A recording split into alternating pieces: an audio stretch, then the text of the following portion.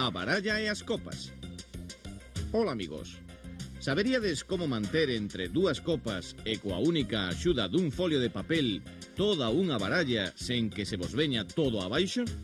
Porque se colocamos o folio extendido, xa vedes o que pasa. Así que imos mostrar a solución moito ollo. O que temos que facer é moi sinxelo.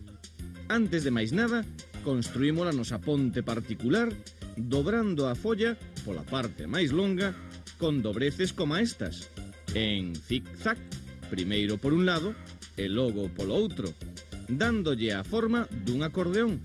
Deste xeito, conseguiremos que soe a frauta ou, o que é o mesmo, que a ponte resista. Logo, unha vez rematada xa a nosa construcción máxica, dispoñémola entre as dúas copas e deixamos enriba, sen medo, a noutro tempo insoportable baralla. Agora o truco está nas vosas mans.